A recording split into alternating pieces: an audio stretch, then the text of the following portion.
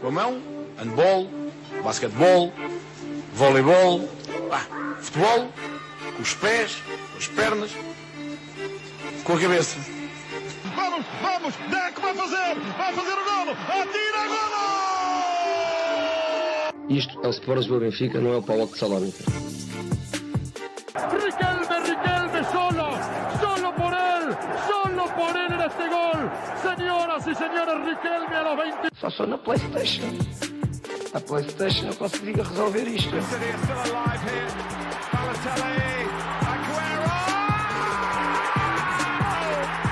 There's been a red card, but for who, Chris Kamara?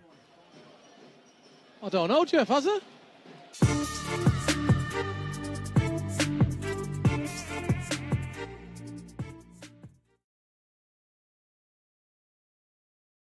Episódio 26 do Segundo Posto. Bem-vindos, malta. Comigo, Diogo Maia, Rita Silva Vieira e o Samit.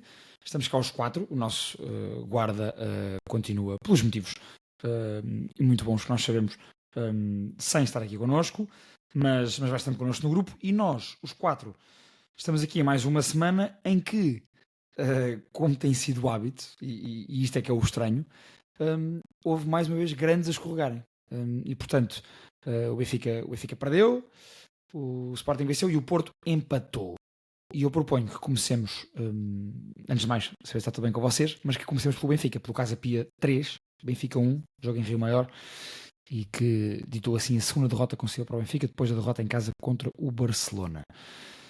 Malta, vamos já a isto. É inegável falar sobre esta confusão toda em que está o Benfica. Diogo Maia, vou já começar por ti, hein? A Rita começou por ti a semana passada, eu começo por ti esta semana também.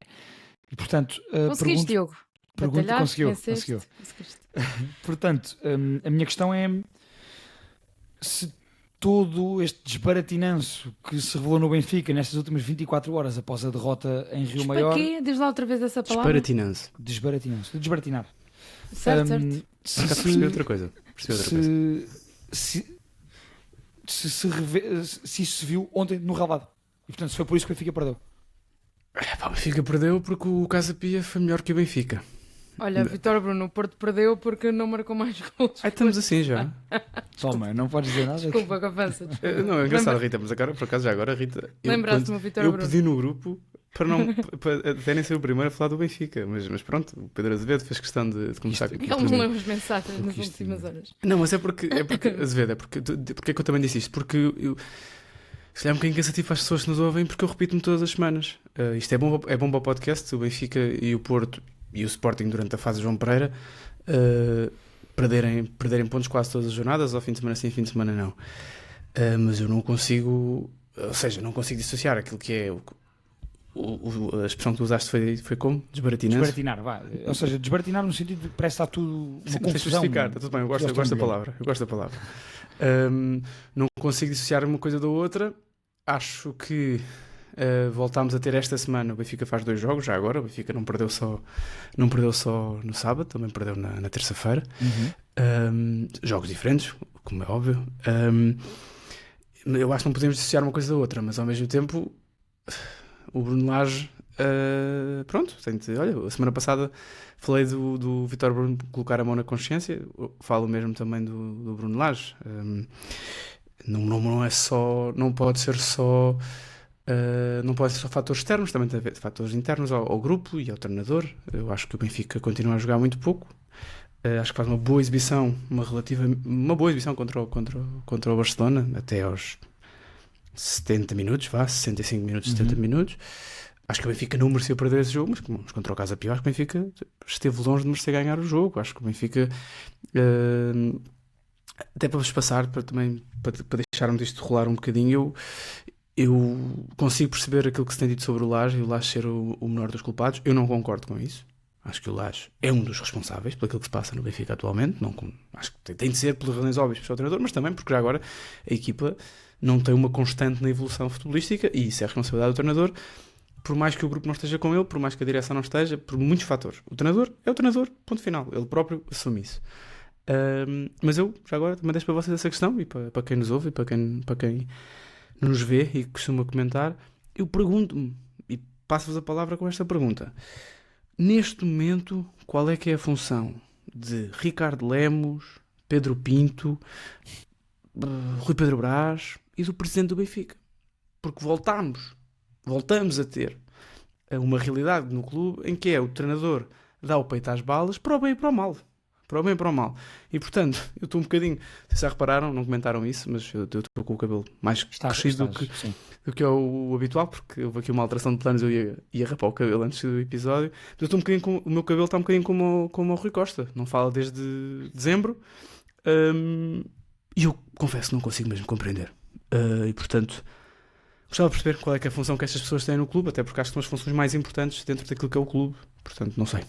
Então vamos a ti, Rita, porque estava a ler as mensagens no grupo. Não, e obviamente que este tema é incontornável e, portanto, uma coisa toca-se na outra. E por isso daí eu ter feito a pergunta ao Maia. E, portanto, proponho-te que, Rita, abordes este assunto do Laje também e pegando nos teus conhecimentos de comunicação, obviamente, também o que é isto? Porque vou ser honesto e faço-te a pergunta, mas já aguardo a resposta para te ouvir depois. Isto a mim pareceu-me tudo muito estranho, tudo muito cringe e acho que não faz sentido nenhum. Vou tentar elaborar um bocadinho mais do que o cringe, mas gostei. Gostei da utilização da palavra. Em relação à pergunta direta do Maia, a minha questão aí, eu focava tudo isso num nome, porque Rui Pedro Brás é supostamente diretor desportivo, Ricardo Lemos é assessor do futebol principal, portanto cumpriu o papel dele hoje, que é estar ao lado do Bruno Lage numa conferência de imprensa e gerir a conferência de imprensa. Pedro Pinto não o vi, portanto não posso falar sobre ele. E aquilo que vi foi o presidente do Benfica sentar-se na primeira fila de uma conferência de imprensa muito cringe. Não, estou a brincar. Numa conferência de imprensa muito estranha e muito desconfortável de assistir, acima de tudo.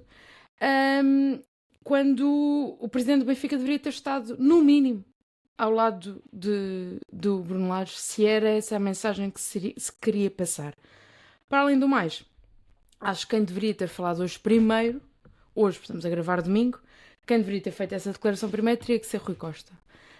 Se acha que há confiança, se acha que aquilo que saiu cá para fora de uma conversa suposta de Bruno Lage com adeptos não é lesivo para não vai afetar a imagem do clube, então teria que ser Rui Costa a dar a cara. Não deu, sentou-se na primeira fila, achou que a presença já seria suficiente. Eu acho que não é. Depois foi interessante assistir ao subir e descer de Bruno Lage naquilo que foi até a reação dos adeptos. Quem está muito no Twitter conseguiu perceber que quando os áudios saiu, de repente Bruno Lage até recebeu ali quase uma bolha de ok, se calhar ele não é o culpado, porque está aqui a enumerar uma série de problemas que o Benfica tem, que já toda a gente falou, e depois veio a Nicole a fazer um comunicado, e de repente parecia que era uma coisa muito global, e quase um movimento para acontecerem coisas no Benfica, e de repente Bruno Lage vai dar uma conferência de imprensa em que parece que dá 3 passos atrás e desmente aquilo próprio que disse, não é? E portanto fica aqui numa posição muito complicada. Acho mais depois da conferência de imprensa do que depois do áudio que saiu de manhã. Acho que aquilo não deveria ter saído cá para fora. Acho que é muito ingênuo da parte de Bruno Lage ir conversar com adeptos e dizer aquele tipo de coisas. Consigo perceber a frustração dele. Agora... Tu achavas que o Bruno Lage não sabia que ia sair um áudio? Não. Pronto, não, eu tenho dúvidas disso. Não acho. Não acho porque aquele áudio está claramente editado, não estou a dizer que as coisas estão fora de contexto, as coisas são ditas que são ditas. Ele, aliás, teve muita dificuldade ou não justificou nenhuma das coisas que foram ditas, pelo menos com uma resposta plausível, porque não sabia justificá-las, porque aquilo é dito no calor do momento. E o que o Bruno Lage tem uma fixação em justificar-se perante os adeptos e parecer bem perante os adeptos, acima de tudo. A grande preocupação dele é que os adeptos estejam com ele. Se estão com a equipa, isso já é outra história. Agora, com ele, Bruno Lage é o mais importante. É isso que me parece, porque as declarações que ele tem não é de quem quer proteger os seus jogadores. Isso também é claro. Em relação ao jogo, só para terminar, Depois também queres chamar o Samit aqui à colação. Claro que sim. Em relação ao jogo, concordo com o Diogo, é uma boa derrota do Benfica no sentido em que é merecida. O Benfica fez muito pouco. Eu não entro na lógica de que as mexidas no 11 são a culpa para este resultado. Porque parece-me que numa equipa como o Benfica não se poder mexer em 2 ou 3 jogadores, estou a pensar num cenário idílico, não é? Mas não se poder mexer em 2 ou 3 jogadores entre 2 jogos importantes de Champions, parece-me grave. Portanto, Mas é inaceitável do ponto de vista de gestão de recursos humanos. Aqui vou falar e vou puxar o meu grande amigo Vangelis Pavlidis. É inaceitável o Pavlidis não ser titular. A não ser por razões físicas. Não Um sei, jogador que- se for conversado, não, Rita, eu não acho grave. até por uma questão de imagem, até por uma questão. O homem marca 3 gols ao Barcelona e é suplente. Sim, mas aqui a questão, se tu pensares, se eu O fosse Sheldon que eu Bruno Lage, consigo perceber por essa argumentação. se eu fosse Bruno Lage, falasse com o Pavlidis e dizia: olha, Pavlidis, eu preciso de ti fresco para o jogo da Juventus, vais entrar nos últimos 20 minutos com o Casa Pia. Esta conversa obviamente não houve, porque acho que os treinadores não falam assim com os jogadores, mas se isto acontecesse, acho muito mais grave a titularidade do António Silva, a exposição em que é colocado o António Silva novamente, que erra, mas podia errar outro qualquer. Foi o António Silva que realmente tem estado propício para este tipo de situações. Mas acho muito mais grave voltar a expor o António Silva a uma situação destas do que propriamente não meter o Pavlidis ou não meter o Sheldrup, se houvesse este tipo de comunicação. Mais uma vez estou a especular porque eu não sei o que é que se passa dentro do balneário. Acho que são casos diferentes no sentido em que eu acho que o Pavlidis, neste aspecto, era o momento certo para não o tirar. Ou seja, até porque podia ter o jogo resolvido aos 60 minutos, aos 50 minutos, sei lá, nunca depois saberemos fazia isso. ao contrário, sim, eu percebo isso, sim. E fazia a gestão ao contrário. Agora, mesmo do ponto de vista do jogador que faz o primeiro hat-trick desde que chegou ao Benfica, faz um bom jogo contra o Barcelona, se calhar até um dos jogos em que contribuiu menos do ponto de vista coletivo, mas onde foi goleador, vai para o banco e só entra quando o Benfica está a perder. Portanto, não consigo compreender do ponto de vista de gestão. E aí, peço desculpa, se é o próprio Bruno Lage que diz que a direção nunca lhe disse que quem deve jogar X ou Y, então aí a responsabilidade do treinador e tem de ser responsabilizado por isso. E Claro. já agora, eu acho que este áudio é um áudio, não quero entrar em teorias da conspiração, acho que é um áudio que sai num momento muito, muito inteligente. E é um áudio, peço desculpa, mas qualquer telemóvel, ao dia de hoje, com um dictafone qualquer normal, consegue gravar melhor do que aquilo. Portanto, aquilo é uma conversa privada, e o próprio diz isso, diz que é uma conversa privada, mas é uma conversa, até porque ele dirige-se à pessoa pelo nome, ou às pessoas pelos nomes, não sei.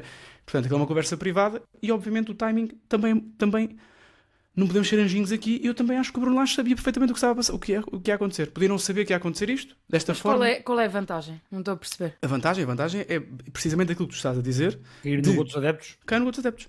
Mas depois dá uma conferência de imprensa em que vem tudo atrás. Sim, mas isso está. Mas cair no gol dos adeptos já está neste momento nas redes sociais. Neste momento há muitos grupos do Benfica onde se diz que Bruno Lage é o menor dos responsáveis. E por isso, e acho mesmo, eu concordo contigo nesse aspecto. Eu acho que o Bruno Lage, a preocupação dele é sair a bem com os adeptos do Benfica. Sim. Então, Samit, mas e vais pela ordem que preferires, quer em relação ao jogo, quer em relação ao Bruno Lage.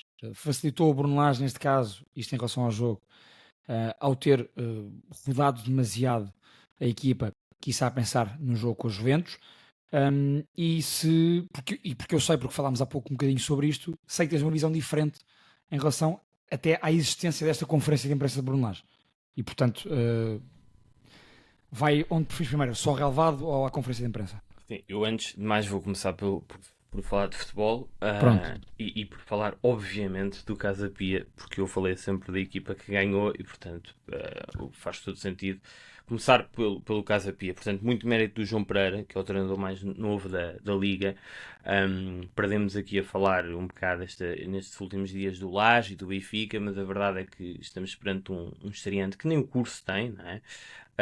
E que está a fazer uma bela época com o Casa Pia. Montou aqui uma grande equipa, nota-se claramente que conseguiu implementar as suas ideias, tem um sistema montado desde o início da época, uma linha de 3, 2 médios, 2 alas, 2 interiores no apoio ao ponta de lança, foi ajustando algumas posições, alguns jogadores.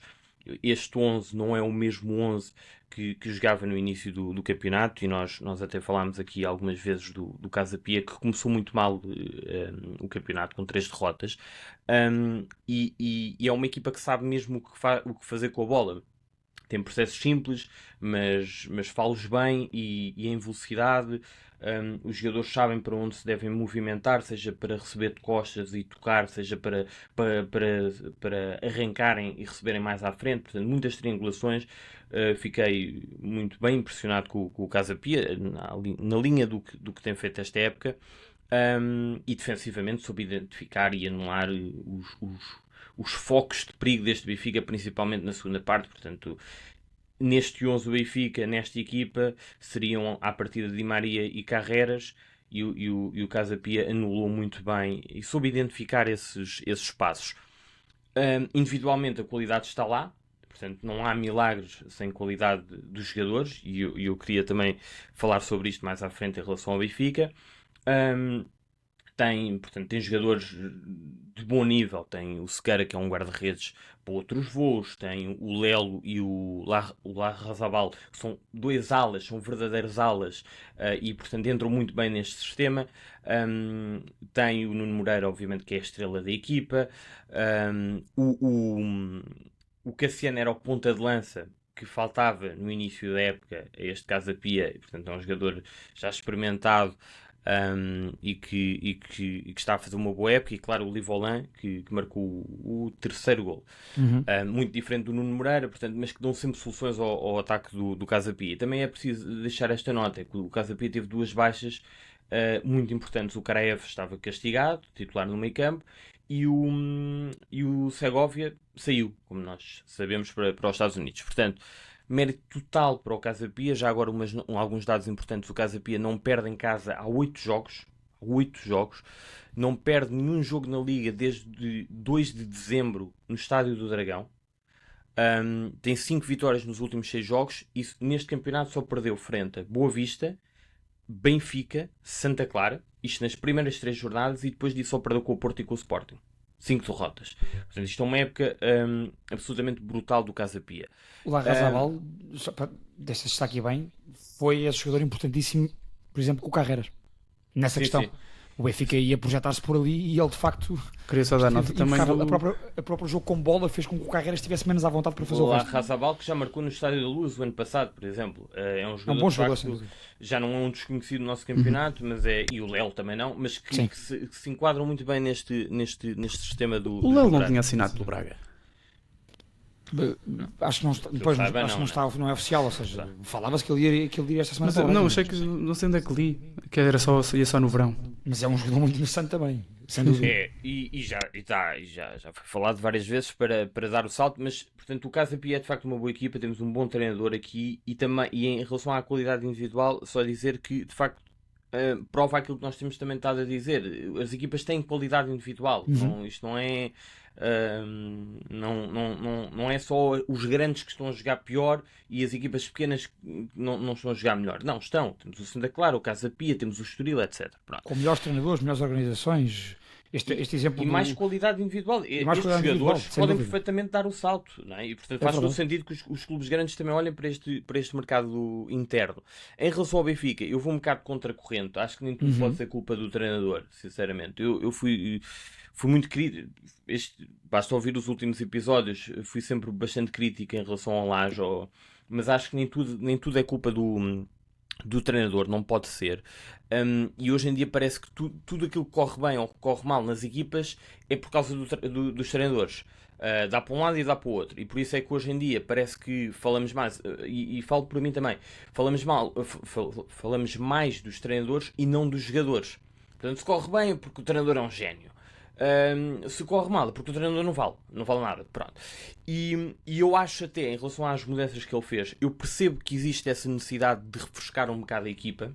O Benfica vem, em menos de um mês, fez 8 jogos, sendo que alguns deles foram, 2 vezes contra o Sporting, 2 vezes frente ao Sporting Braga, uma vez frente ao Barcelona. Portanto, obviamente que há aqui um conjunto de circunstâncias que me levam a entender que haja esta necessidade de mexer ou de refrescar um bocado a equipa. E mesmo daqui para a frente, para ajudar ao teu ponto, o Benfica, se por acaso for ao play-off da Liga dos Campeões, até à pausa das seleções de março, jogará de 3 em 3 dias todas as semanas. Pronto. E tem jogado, e agora ainda há um jogo frente às Juventus. Portanto, este jogo aparece no meio entre Barcelona e Juventus, e sendo que com a derrota em Barcelona, na Luz, frente ao Barça, o jogo das Juventus é decisivo. Eu percebo isso, acho que o Lage, admito que o Lage tenha arriscado demasiado, tendo em conta a equipa, o adversário desta jornada, e acho que mexeu, pelo menos em 2 jogadores que não podia mexer. Tomás Araújo e o Sheldrick são 2 jogadores únicos, com características únicas no plantel, por aquilo que dá na construção e pelas soluções que dá ao Benfica na saída de bola, e o outro porque é o único que consegue pegar na bola e dar continuidade por dentro. Não há nenhum outro jogador que faça isso. Portanto, eu acho que ele arriscou aí em demasia. Mas eu acho que, aqui um bocado na linha daquilo que a Rita estava a dizer, as alterações não podem explicar tudo. A exibição do Benfica, a partir da meia hora, é inaceitável, como o próprio Lage diz. São erros atrás de erros. E, portanto, por um lado há os erros técnicos e, por outro, a própria atitude competitiva, a atitude passiva dos jogadores do Benfica, eu acho que não é aceitável por uma equipa destas e que está a lutar pelo campeonato. Portanto, faço só aqui algumas notas individuais pela negativa, para falar do António Silva, do Bá e do Otamendi. Faço isto tudo junto. Juntar estes três é muito perigoso para o Benfica. Porque estão coquetel bombástico, de facto. Porque expõem sempre demasiado o Benfica naquele momento de construção. E foi o Benfica ofereceu um golo ao Casa Pia, que é um igual, e depois logo a seguir oferece um segundo, um 2-1, que até é uma bola, um passe errado do Coxo e não dos centrais. Mas obviamente que o António Silva e o Otamendi têm limitações técnicas e, sobretudo, ao nível das decisões, porque a quantidade de decisões erradas daqueles dois é quase impressionante, e por isso é que a este nível é preciso o jogador também é avaliado por decidir bem rápido. Não é? E o António Silva, por exemplo, e o Otamendi têm lances em que não lembram ao diabo. E juntar-lhes o Bá, desculpa, deixa-me só dizer isto, porque eu acho que se fez do Bá um jogador que ele nunca foi. O Bá tem claramente limitações do ponto de vista técnico, mais algumas do posicionamento, mas ele é um jogador que pode fazer a diferença se estiver fresco e embalado, mas ele não dá continuidade, ele não consegue estar atrás do meio campo a receber e criar a partir daí algum perigo. Era um dos grandes problemas do Benfica de Schmidt, era que na primeira fase de construção saía muitas vezes com o Bá em baixo em vez do Bá já projetado, como tu dizes agora. Exatamente. E por isso é que eu, na semana passada, acho que foi a Rita que me perguntou se até foi a mim, depois acho que toda a gente respondeu, mas se fazia sentido o Tomás Araújo continuar a titular. Eu disse que sim, achava que sim, mas até se calhar até fui um bocado simpático para o Bá. Eu acho que neste momento não há qualquer hipótese. O Bá não tem condições para isto. E depois há o Coxu e o Di Maria, que do ponto de vista da atitude competitiva também estiveram em baixo. Portanto, tudo isso misturado, não é? Ou seja, e até foi um tema que Bruno Lage falou, Maia, que foi este cocktail negativo e explosivo para o Benfica numa primeira fase de construção em que tem jogadores que de facto demonstram não só insuficiências técnicas, como falta de concentração competitiva. E portanto o Benfica oferece oportunidades aos adversários. E são jogos seguidos a fazer isto. Sim, mas quem é que os colocou no 11 em conjunto? Certo. Mas não fui claro. Dizer, mas são jogadores de um certo nível. Sim, mas claramente os jogadores também têm que dar um step-up. O António Silva é internacional português, foi ao Mundial. São o Bá é titular dinamarquês. O Coxo é titular na seleção turca. O Otamendi é campeão do mundo. Exatamente. O Di Maria é campeão do mundo. Quer dizer, a certa altura, o homem tem um plantel, também tem que jogar... Esse é o meu ponto, não é? Mas isto é um misto, não é? É um e há misto aqui uma que coisa, foi a a única coisa que eu aponto a Bruno Lage, mais do que estas escolhas que eu concordo inteiramente com o que o Samit disse até agora, eu acho que Bruno Lage é fixado, e já tinha dito isto aqui antes, em jogos que o podem alavancar. Portanto, ele preparou o jogo. Eu não duvido que Bruno Lage esteja a preparar o jogo do Barcelona há um mês e tal, a ver tudo mais alguma coisa, e por isso é que aquilo saiu muito bem, porque efetivamente o jogo estava muito bem preparado. E aí o nosso Pedro falou noutros sítios, exaltou-se um bocado noutros podcasts a falar sobre a preparação do Bruno Lage para este jogo do Barcelona, mas a verdade é que, como já tínhamos visto noutro tipo de jogos, como no Atlético, depois com uma ideia que leva para o Bayern, que não é uma ideia muito ambiciosa, mas é uma ideia que foi ganhadora no sentido de que conseguiu minimizar ao máximo aquilo que conseguiu fazer. Portanto, o Bruno Lage prepara-se muito para estes jogos. Depois eu fico com algumas dúvidas o que é que ele faz nos jogos do campeonato. Eu acho que o Bruno Lage Ele foi questionado na conferência de imprensa da antevisão se o plantel já não estava a pensar nos Juventus. E eu acho que quem está a pensar nos Juventus não é o plantel, é mesmo o Bruno Lage. Porque a preparação em relação àquilo que foi o jogo do Casa Pia não existiu. Aquilo que o Samit disse em relação à forma como o Casa Pia se adaptou ao Benfica e condicionou o Benfica não existiu da outra parte. E nós falávamos muito que o Schmidt não preparava jogos e parecia que jogava sempre da mesma forma. Aquilo que eu tenho visto é que o Benfica, a jogar para o campeonato, tudo o que não seja Sporting, Braga, Porto e depois os jogos grandes da Europa, não há uma adaptação ao adversário. E portanto, isto Mas aqui... à exceção de... Já agora, à exceção essa preparação dos jogos grandes, à exceção do jogo com o Atlético, perdeu-os todos. Não. Ganhou o Porto. Ganha ao Porto, ganha ao Sporting, a Taça da Liga, que há uma não estou a dizer que é um jogo ganhador do Benfica, mas há uma correção Ganhou nos penaltis. Certo, mas há uma correção de erros em relação ao que foi aquilo do jogo da Alvalade e ganha ao Braga também numa correção de erros em relação àquilo que foi o jogo da Luz. Sim, preparou-se, como tu disseste, e depois há jogos em que há uma preparação falhada. O jogo do Feyenoord, do Bolonha, são preparações falhadas. A única coisa que eu estou a dizer é que eu sinto que Bruno Lage, estamos aqui a apontar os erros do Bruno Lage, eu acho que há uma falta de espírito competitivo nos jogadores, e isso viu-se no jogo contra o Casa Pia. A única coisa que eu aponto a Bruno Lage, não é as rotações no plantel, não é nada disto, parece-me também um desfoco. Ele quer muito brilhar nos momentos grandes. E depois pareceu-me que ficou muito aquém em jogos deste nível. Pode também passar para os jogadores. Acho que sim. O nível competitivo dos jogadores também pode não ser o mesmo nestes jogos em relação, se compararmos a um jogo frente ao Barcelona, ao Atlético, etc. Só para rematar esta questão do Bruno Lage, e porque eu acho que de facto nem tudo pode ser culpa dos treinadores, e pegando agora neste caso do áudio, eu percebo o que ele diz. Se nós olharmos para os golos do Barcelona, o Benfica estava a ganhar o jogo, leva um golo que é uma bola do Turbine, que é um erro do Turbine, pronto, isto não tem nada a ver com o Lage. A seguir sofre um golo de penalti, depois sofre um golo de canto em que há jogadores do Benfica que estão de costas para a bola, e no final leva ao quinto golo num lance em que, pronto, é o contra-ataque, etc, o que for. Mas o jogo não foi só isso. Não, mas espera aí, calma, mas o Benfica não jogou, o Barcelona não teve mais oportunidades. Quem é que encosta o Di Maria à esquerda? Mas isso, quem colocou o Lézer em campo? Isso aconteceu aos 70 minutos e não é aí. Mas não é aí. Mas espera aí. Que ele está a ganhar 4-2. O Benfica não perde o jogo aí com as substituições. Isso foi uma falácia que se arranjou. Eu não acho. Pronto, mas deixa-me só. Eu percebo que tu levantaste essa questão, deixa-me só responder. O Benfica está a jogar contra uma equipa, o Barcelona, que tem um sistema, tem uma forma de jogar muito própria, quase revolucionária neste momento, joga com a linha defensiva quase no meio campo. Ele tem dois jogadores nas alas que chegam aos 70 minutos, ele acha que tem que refrescar. Ele olha para o plantel, para o banco, vê o Di Maria. O Di Maria faz todo o sentido que entre. Portanto, qualquer treinador em condições normais, olhando para o banco, sabendo que tem o Di Maria vai entrar. Encostar à esquerda, enfim, foi uma decisão. O Di Maria também jogou na final do Mundial no lado esquerdo e marcou. Podia perfeitamente ter marcado o quinto golo ao Barcelona em um lance em que ele vai isolado e falha. Ele depois mete o Bá. É uma decisão dele. Não tendo outro jogador, para ele, não tendo outro jogador para a ala.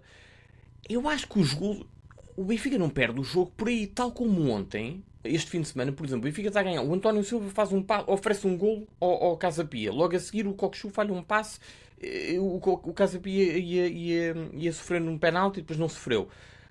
Sinceramente, por muitas críticas que possam fazer ao Bruno Lage, eu não sei se aquilo... Quer dizer, os jogadores também têm que se chegar um bocadinho à frente. Ele não pode antecipar isto tudo. Agora... Mas os jogadores não chegaram à frente até aos 70 minutos quando estava 4-2? Ou isso foi só o Bruno Lage? Não foi... Mas sim, chegaram-se à frente, mas entretanto há um Turbine que chuta uma bola que bate na cabeça do Rafinha, há um penalti, há um canto em que os jogadores do Benfica estão de costas, ou seja, é o que é, não é? O Lage não pode fazer muito em relação a isso. Isso do alterar, pegando aqui fazer uma comparação, faz lembrar aquele lance do Benfica, quando o Benfica perdeu o gol do Kelvin, em que as pessoas a certa altura estavam a criticar o Jorge Jesus porque tinha metido o Rodrigo. A certa altura, imagina, nem tudo tem a ver, as coisas não estão todas Acho que são ligadas. contextos diferentes. Acho que são contextos diferentes. Eu percebo a frustração, e eu concordo que o Sami tem relação a isto, eu percebo a frustração de Bruno Lage em relação àquilo que depois são os erros sucessivos em relação nos jogos. Continuo a achar e defendo que as substituições não fizeram, ou seja, não foi isso que fez o Benfica perder o jogo. O que faz perder o Benfica o jogo, e aí se calhar é a única coisa que Bruno Lage podia ter levado para dentro do campo, estou a falar do Barcelona, é se calhar um bocadinho mais de cabeça nos minutos finais. Claro que agora olhamos para trás e aquele livre ser batido daquela forma, como 10 jogadores dentro da área, é tonto. Então, mas espera aí, mas quem é que mandou os jogadores irem para dentro da área? Sou eu. Mas espera aí, agora os Os jogadores têm a responsabilidade que têm. Está bem, mas o treinador agora não está. O treinador está no banco, vamos lá ver. E os jogadores não são marionetas. Exatamente, ele não está ali a dizer. Isto não é do género, isto não é o FIFA. Ele não está com um comando. Exato. O passo que o tipo do Barça, já não me lembro quem é que fez a assistência para o gol do Ferran Torres. Ferran Torres é que mete a bola para o Rafinha. Ele mete exatamente onde uma probabilidade, aquilo é um passo fantástico, ele não ia conseguir fazer aquilo outra vez. Imagina, o Turbino, a bola não pode ir para o Turbino e o Bruno Lage dizer assim: Turbino, em vez de chutares, metes no Carreras, e ele mete a bola para a frente e a bola bate no Rafinha. No canto ele não pode pedir aos jogadores que estejam a olhar para a bola. O Benfica ter continuamente problemas em bolas paradas defensivas. O quinto gol é um problema do Benfica a atacar numa bola parada. E é um penalti que não é marcado. Vamos falar sobre isto ou não? Ok. Quer dizer, há uma série de eventos naquele golo que fazem com que aquilo aconteça.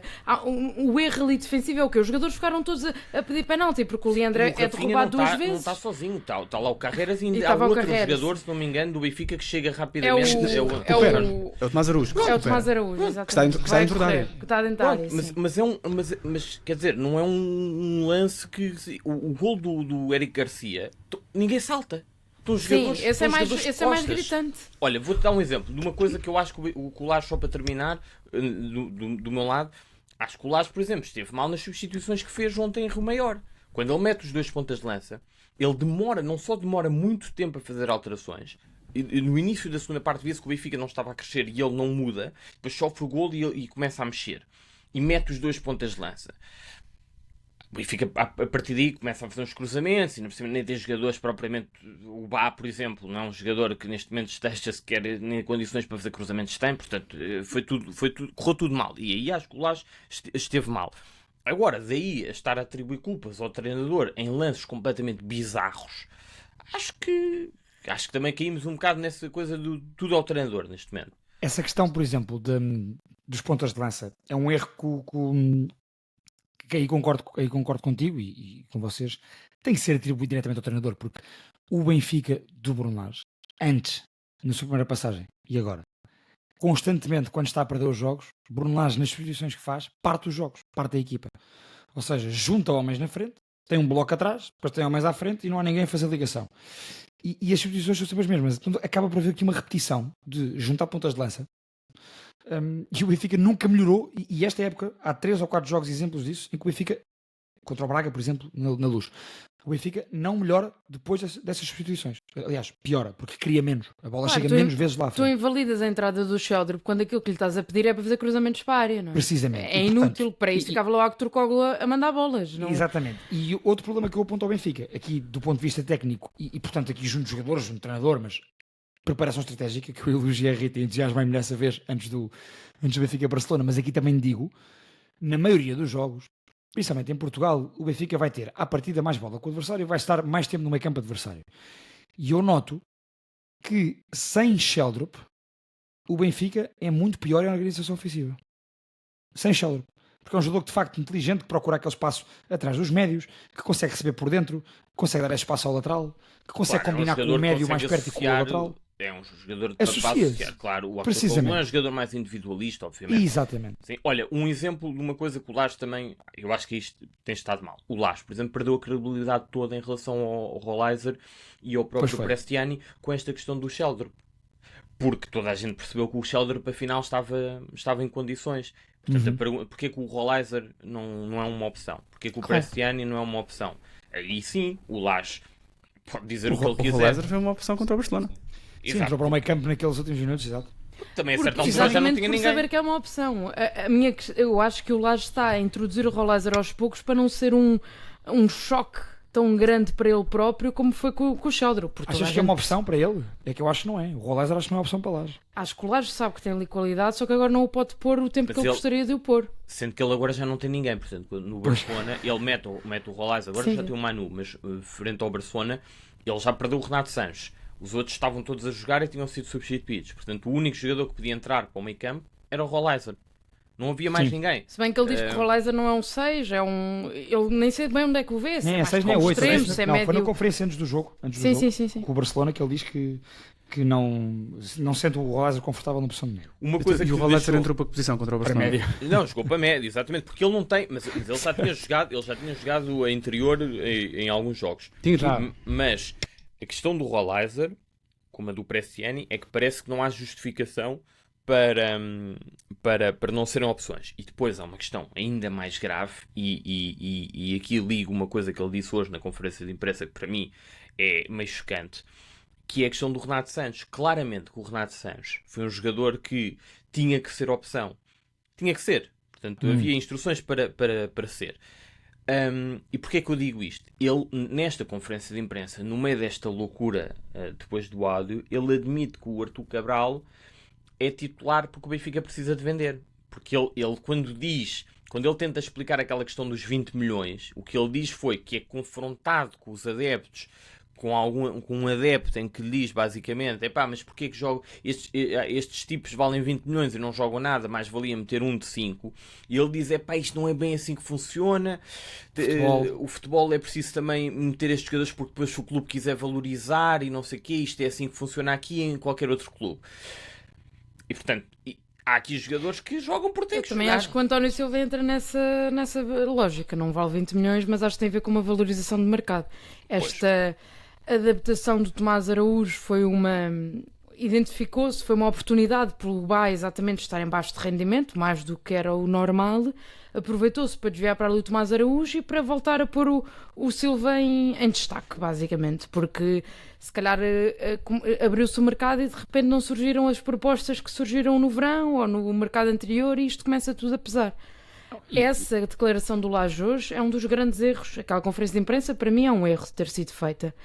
As declarações, então, essas são um erro gigante. Acho que toda a gente reconhece, pelo menos concordo. Acho que a conferência de imprensa, marcar uma conferência destas neste momento não faz qualquer sentido. Acho que o áudio não tem nada do outro mundo, no sentido em que se ninguém falasse, se o Benfica não tomasse uma posição sobre isto, acho que não seria um tema, sinceramente. Acho que... Ou no máximo seria na próxima conferência de imprensa do próximo jogo, mas pronto. Sim, era uma coisa... mas o que ele acrescentou hoje podia ter dito na terça-feira. Não acrescentou nada. Mas isto também prova... O Bruno Lage hoje explicou-nos o que é que nós ouvimos no áudio. Sim. Mas aquilo eu já tinha ouvido. Explicou-nos hoje que nós não ouvimos o que ouvimos. O que ele quis dizer foi, basicamente, dizer que está tudo bem entre ele e o Presidente. Mas... eu acho que isto também prova o problema do Benfica acho que toda a gente percebe isso, muito para além do treinador, porque uma estrutura que acha normal marcar-se uma conferência de imprensa a 2 dias de um Benfica-Juventus decisivo, ou um Juventus-Benfica decisivo na Liga dos Campeões, para o treinador explicar um áudio de 1 minuto, é porque faz lembrar aquilo no início do ano, quando os pais do António Silva pediram desculpa pelo post que ele fez quando o João Neves saiu do Benfica. Acho que é completamente absurdo, portanto, tenho muito mais a acrescentar sobre isso. Olhem, sobre o Benfica, e para passarmos para o próximo tema, deixem-me só perguntar-vos, porque já misturámos aqui o campeonato com o Champions com o Bruno Lage, portanto, acho que este coquetel está falado, hoje estou a usar muito a palavra coquetel. Acham que, honestamente, pelo que temos visto, e há pouco falávamos on-off, acham que o Benfica tem mais hipóteses, na vossa perspectiva, de passar ou não? Porque as possibilidades da Opta e dessas casas todas, tanto o Benfica como o Sporting têm sérias possibilidades, mais o Benfica até. Estão em lugar de passagem. Tem mais possibilidades do que não tem. Mas pronto, o Benfica neste caso vai a Turim, ou seja, eu acho que o Sporting Benfica vai ganhar a Turim. Achas que vai ganhar a Turim? Olha, eu não sei exatamente quais é que são as combinações para que o Benfica tenha que passar. Se eu agora ouvi... também eu comecei a ouvir outra Mas coisa. isto vai ser cortado no áudio, não se preocupe. Peço desculpa, eu estava a dizer, eu não sei exatamente quais é que são as combinações para que o Benfica passe mesmo não ganhando. Eu acho que o Benfica vai passar muito mal nas Juventus, não ganha, provavelmente perde, e a coisa vai se complicar e, portanto, só passa, na minha opinião, se essas tais combinações acontecerem, mesmo perdendo. Mesmo perdendo. Eu acredito, aliás, acredito em nada. Eu acho que Turim vai ser o jogo perfeito para vermos se. Eu gostei, o jornalista da RTP hoje, o Alexandre Albuquerque, Sim, ele até perguntou o nome. afirmou, achei graça, que afirmou que isto vai beliscar o balneário. Nem deixou dúvidas para o Bruno Lage poder dizer que não, ele quis dizer que não. Pode ter a certeza. E eu acho que o jogo de Turim vai ser perfeito para percebermos o que é que está beliscado ou não. Se realmente isto são conversas que já tinha havido dentro do balneário ou se foi tudo uma novidade. Não é este, Rita, acho que não é este jogo que os belisca. Acho que não, porque isto é um jogo de Champions e os jogadores querem. Há fatores financeiros muito importantes e objetivos financeiros muito importantes para os jogadores. Montras e. Não sei se é para eles, mas sim. Mas pronto, eu também acho que dificilmente o Benfica vence em Turim. E portanto, esperando por um empate para facilitar um bocado as contas, de outra forma acho que é muito difícil a passagem. Eu estou como tu, no empate. Pronto. Vamos ao Porto. E portanto, indo ao Porto. E ao Santa Clara. Certo. Mas eu comecei assim porquê? Porque na introdução disse que este foi mais um fim de semana normal. Eu por acaso não me lembro do último fim de semana que tivemos em que os 3 grandes tenham ganho. Aqui a gravar, ao domingo. Um Porto que eu puxei aqui uma declaração engraçada. Estava aqui a ver no 0-0 do atual treinador do Porto, o José Tavares, e que teve uma declaração, onde é que eu tenho isto? Eu guardei há pouco. Está aqui. Olha, pelo menos nas últimas 5 semanas não foi porque o Porto não ganha há 5 jornadas. O José Tavares disse o seguinte: parámos a série de derrotas e fica 1 ponto para o campeonato. Portanto, acho que é o exato, eu tive a mesma reação e acho que é o mote perfeito para irmos ao teu Santa Clara, Maia. Acho que é justo, como o Samit há bocado e bem fez, começou pelo Casa Pia. O Porto conseguiu 1 ponto com este Santa Clara, que consegue mais um belo resultado. Um momento difícil da época para Santa Clara, talvez o mais difícil da época. Acho que o Santa Clara hoje teve alguma sorte. Acho que o Porto hoje, se tivesse ganho, não teria caído nada mal. Acho que o Porto foi melhor que o Santa Clara. Apesar de tudo, acho que é uma equipa. Acho que é um ponto muito importante para as próximas jornadas de Santa Clara, que tinha vindo, se não estou enganado, nos últimos 3 jogos não ganhou nenhum jogo, se não estou enganado.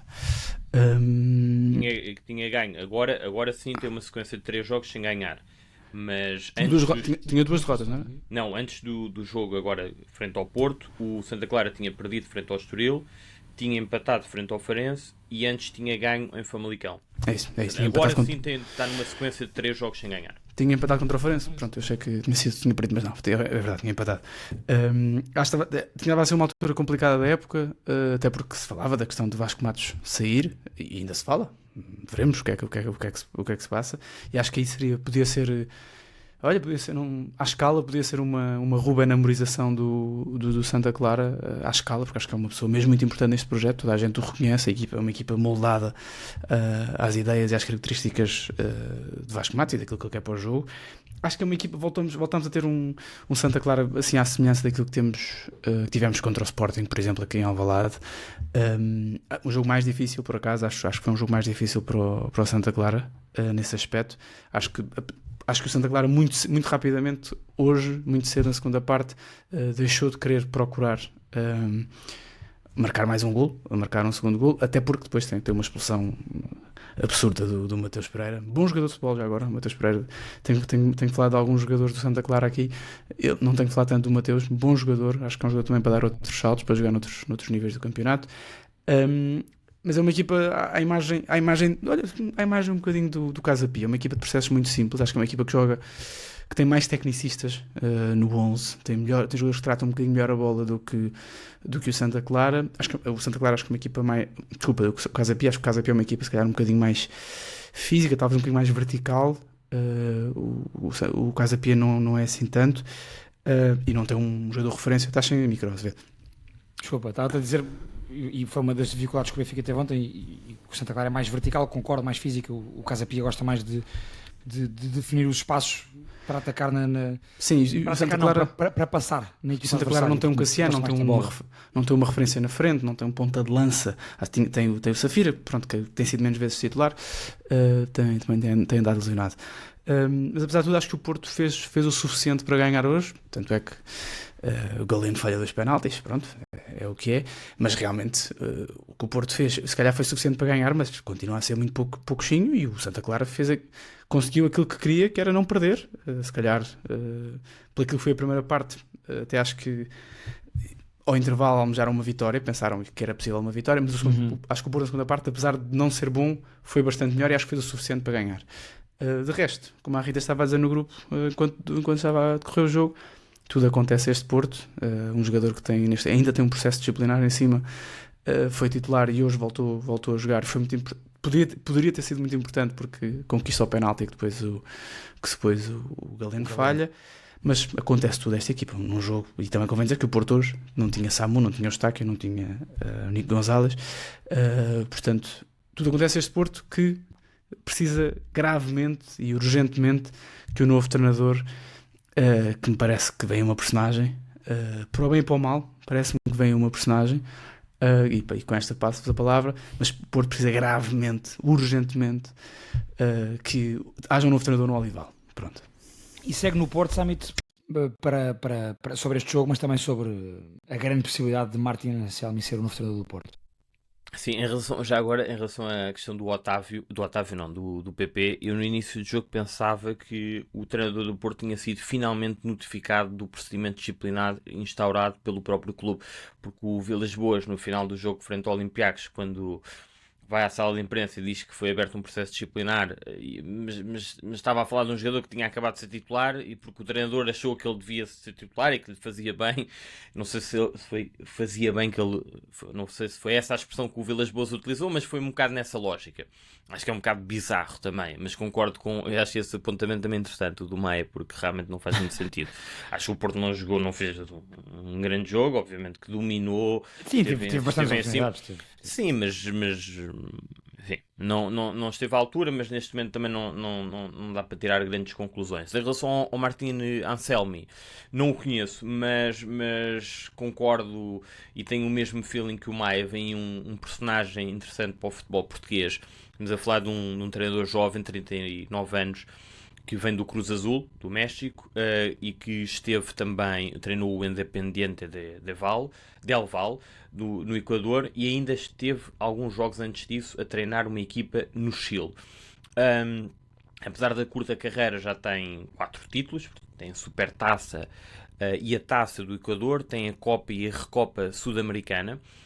Foi no Equador que ele apareceu, no Independiente del Valle.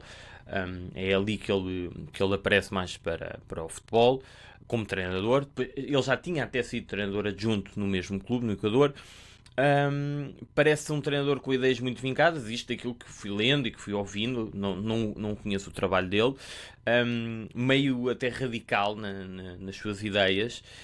E que exige aparentemente que toda a equipa participe na construção, mesmo o próprio guarda-redes. Muito subido sempre o guarda-redes. Sim, o defesa central do meio, às vezes até pode ser o próprio médio.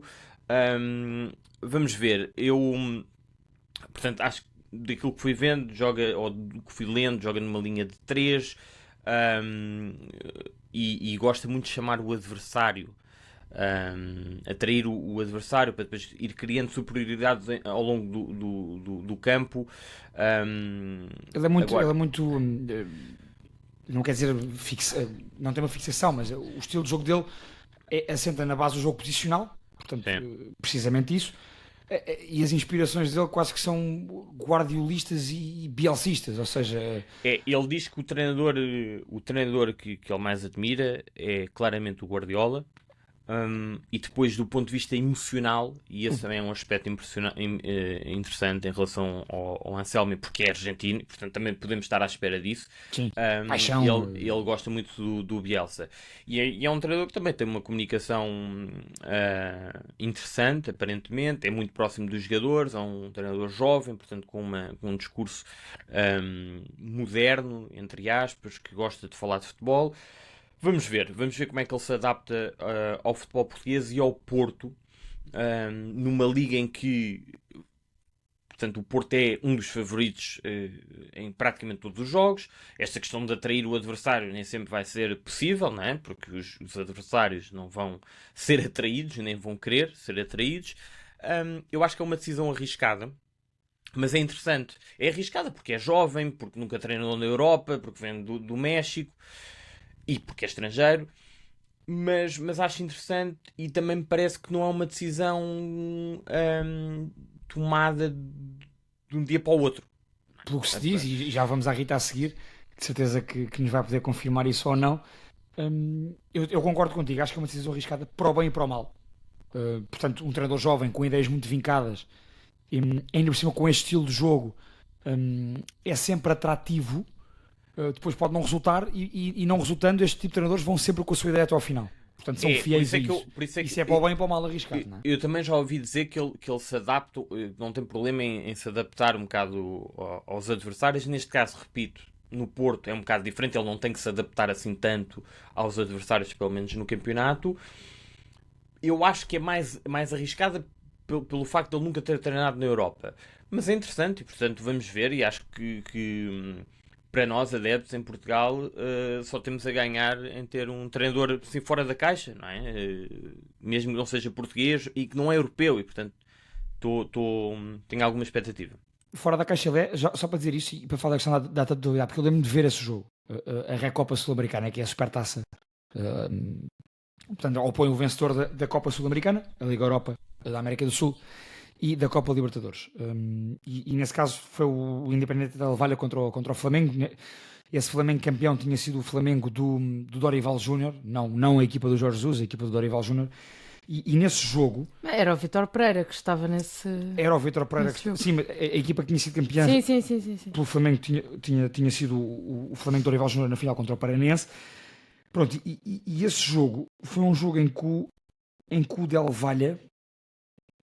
Samit adaptou-se ao Flamengo, mas não, ou seja, adaptou-se ao adversário, mas não foi por isso que teve menos bola, menos oportunidades e que foi uma equipa menos dominadora. Portanto, à partida, o Porto será uma equipa, ou seja, para o bem e para o mal, será uma equipa super dominadora, como tu disseste, que quer atrair o adversário o máximo possível para a sua área. Aquele detalhe clássico e o Diogo Costa poderá ser importante nisso. Já tenho dúvidas em relação aos defesas centrais do Porto, mas o Diogo Costa sem dúvida que será importante nisso, no pisar a bola e esperar mesmo que os adversários venham até cima. E portanto, isso, não sei se há essa paciência no Porto e se há essa cultura, não me parece, mas isso já são outras questões. Já te perguntarei sobre isso, Rita.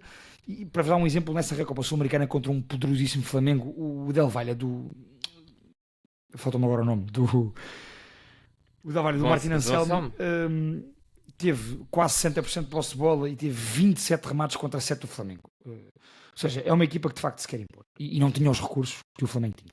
Mas, Azevedo, em relação a isso que tu estás a dizer dos adeptos do Porto e da cultura, eu acho que neste momento o Porto está até um bocado na linha daquilo que o Maia estava a dizer, precisa urgentemente de um treinador. O Porto está um bocado refém, portanto, tudo o que vier, eu acho que de novo, não é os adeptos estão neste momento disponíveis para ver se resulta. Sim, portanto, eu acho que ele vai ter esse espaço para implementar as suas ideias. O que é que achas, Rita, em relação ao tema Martin Anselmo, Porto em geral, este Porto de Santa Clara naturalmente, mas pegando nisso e nesta necessidade que o Porto tem desta frescura com o Martin Anselmo? Ou não? Acho que o Porto beneficiava agora aqui de um time-out no campeonato para poder começar... Pausa de inverno, como na Alemanha. Exato, como na Alemanha. Precisava aqui 2 semaninhas para mais do que precisou o Benfica quando mudou para o Laje, ou que precisou o João Pereira quando chegou ao Sporting, ou até o Rui Borges, por esta questão que falava o Samit de ser um treinador completamente fora do radar português e do radar europeu. Mais uma vez, é um bom trabalho da direção de Vilas Boas em conseguir ir buscar um nome que ninguém estava à espera. Já o tinha feito com o Samu, por exemplo. São contratações que estão a ser pensadas dentro do clube. Claramente que isto não aconteceu do dia para a noite. Isto não aconteceu porque o Vítor Pereira foi despedido. Aliás, surgiram notícias... Vítor Bruno. O Vítor Bruno, desculpa. Vítor Pereira, parece tu é que costumas fazer esta... havia notícias que o Anselmo estava a ser já sondado já desde o ano passado e depois desde novembro as coisas intensificaram-se. Portanto, há aqui uma uma análise da direção do Porto, e é claramente uma escolha muito arriscada por tudo o que vocês também já disseram, principalmente pela falta de experiência a nível europeu e no futebol português. Acho que ficamos todos a ganhar, concordo com o Samit em relação a isso. É importante termos outro tipo de visões até no nosso campeonato. Acho que vai ser uma personagem interessante de acompanhar em todos os aspectos, por entrevistas que já tive a ver dele e por declarações meio loucas. Por todo o processo, a forma como sai do Cruz Azul, a forma como vem para cá sem saber se o Porto tinha pagado a causa de rescisão ou não. Isto foi tudo uma confusão, e ele vem com a sua mochila e vem para Madrid.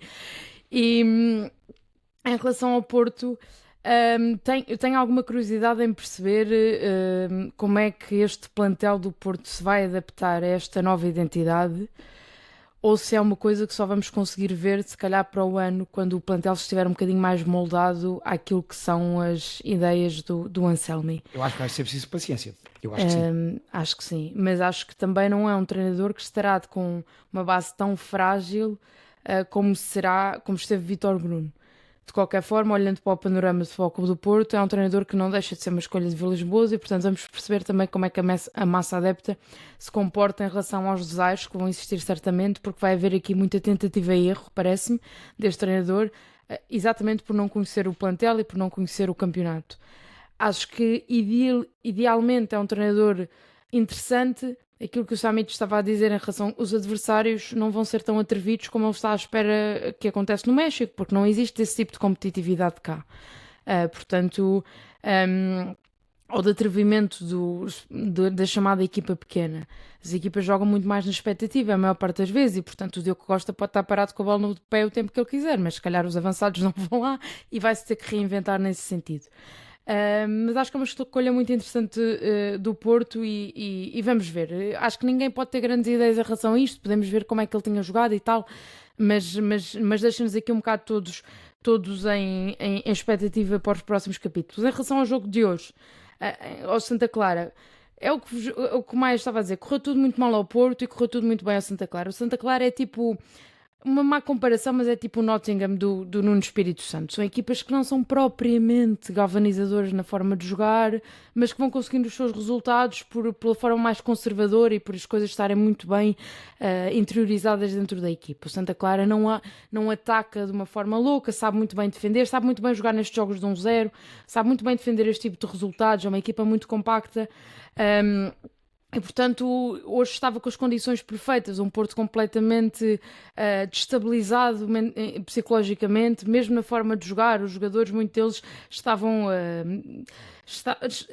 parecem sempre todos muito estranhos uns aos outros, os jogadores do Porto, apesar de jogarem juntos há muitas jornadas. E, portanto, foi um jogo ótimo para o Santa Clara conseguir fazer aquilo que quer. Depois, claro, há um azar enorme no Porto. O Galeno, eu já não sei quantos jogadores acabaram os jogos do Porto este ano a chorar, não é? Hoje foi o Galeno. E, portanto, ali nota-se um descontrole emocional muito grande nesta equipa. E depois, só dar aqui um apontamento do José Tavares, fez o seu trabalho, vestiu o seu fatinho, a sua gravatinha, gostei de ver. Acho que se compôs para aquilo que era o seu papel. Era um homem que era da formação do Porto e que vai para lá continuar, não vinha com aspirações de fazer muito melhor. Mas fez aquilo que era possível. É absurda. O quê? Esta declaração é absurda. Do um ponto. Sim, quer dizer... Eu acho que é preferível as pessoas às vezes não falarem, não é? Vais lá fazer o trabalho e depois... E pronto, aliás, e simplifica. O Porto tinha uma tradição... Parámos a série de derrotas, parámos a série de derrotas e fica um ponto para o campeonato. O Porto, noutros anos, já tinha anunciado o blackout há uns jogos atrás. Sim. Podia ter feito para este também, sim. Isto era uma moda, isto era uma tradição, digamos assim, do Porto, que se foi perdendo, mas neste momento se calhar até daria jeito. Em relação ao Anselmi, só para fazer uma nota também sobre o Anselmi. Vão isso. Isto em relação às expectativas que estavas a falar, Rita, também vai depender muito do Porto Sporting, que é já daqui a 2 jornadas, portanto o Porto vai à Vila do Conde. Se ganhar esse jogo, vai receber o Sporting com uma diferença de 6 pontos, se o Sporting ganhar o seu jogo, obviamente, e é um jogo decisivo. Se o Porto ganha este campeonato, aparentemente ainda pode acontecer muita coisa. Se perder, o Porto fica a 9 pontos e aí sim já as expectativas são diferentes e a pressão também já vai ser outra. Mas se o Porto ganhar ao Sporting, está completamente dentro da luta pelo título e essa pressão e as expectativas em relação ao novo treinador vão ser elevadas. Olha, sobre o Anselmi, acho que neste momento, também pelo estado atual dos clubes, acho que só o Porto é que ia buscar um treinador assim, mas eu não me lembro, e se calhar mas não me lembro de um dos três grandes ir buscar um treinador diretamente ao Campeonato Mexicano. Não me lembro disso de acontecer. Aliás, a América do Sul não me recordo da última vez, ou seja, nós, isso, no nosso... Isso, ou seja, fora da Europa não me lembro, quer dizer, o Benfica foi buscar o Jesus, mas quer dizer... Sim, diferente, foi um regresso, exato. Um regresso, é com coisas diferentes. Sobre o Anselmi, tenho aqui uma nota, gostava de saber se o Porto vai colocar no portal da transparência como é que decorreu este processo, porque já agora, aparentemente não é a primeira vez que o nosso Anselmi faz uma coisa destas para sair do clube. Há boatos que em primeiro lugar forçou, fez um forcing para ser o treinador, para ser o sucessor de Renato Paiva no Independiente del Valle, e aparentemente o Cruz Azul também há relatos sobre isso, e se repete mais do que uma vez, acho que é importante, se calhar tem algum fundo de verdade. Há relatos também de que o Cruz Azul falou antes com o treinador do que com o clube na altura desta mudança, e aparentemente sofreu um bocadinho agora sofreu um bocadinho da mesma moeda. A lei do eixo, não é? Também a lei do eixo, exatamente, neste processo. Que é um processo que a mim já agora não me cheira muito bem, mas também o Porto, como eu já elogiei aqui o portal da transparência, certamente falará e mostrará o que o Porto diz é que falou com o diretor desportivo. Eu acho que li isto, que acertou a cláusula de rescisão dos 3 milhões. Eles aceitaram. E que depois a imprensa mexicana o que diz é que, devido ao barulho social e como isto caiu mal nos adeptos, eles passaram dos 3 para os 5 milhões, e que o Porto aí disse: meus amigos, já tinha combinado os 3, é assim que fica. Pronto. Eu estou cá para ver se foi mesmo isso que aconteceu. Aquilo que eu sei em relação ao Anselmi, que é pouco, o que eu vos posso dizer é que durante estes últimos dias tentei falar com uma série de pessoas e ele não tem muitos amigos, é o que eu vos posso dizer, porque há poucas pessoas que querem falar sobre ele e há muita gente que diz que deixou de ter relação com ele. Portanto, parece-me um homem de uma personalidade difícil, provavelmente. Aliás, saíram aquelas declarações do Renato Paiva. Já na altura foram muito virais, nessa altura em que saíram essas notícias. Eu lembro-me de ver, eu não acompanho muito estes campeonatos, como podem imaginar, mas lembro-me, porque tenho o Renato Paiva como um tipo bastante sério, e lembro-me de vê-lo bastante irritado e incomodado. Ele também já se retratou dessa entrevista, já disse posteriormente que as coisas já estão sanadas, é um problema do passado. Mas realmente faz-me lembrar um bocadinho a história do Bruno Lage, na primeira passagem do Bruno Lage e de Jorge Jesus, da caminha que se estava a fazer para o Bruno Lage sair. Não é de bom tom, não vejo as coisas propriamente. Isto não é, acho que as coisas não. Ou seja, não vale tudo, mas pronto, acho que concordo convosco, é arriscado. Acho que só alguém como o Vilas Boas, dentro da sua própria arrogância, que tem o seu quê de arrogante, faz uma escolha destas, mas a verdade é esta, estamos cá para ver.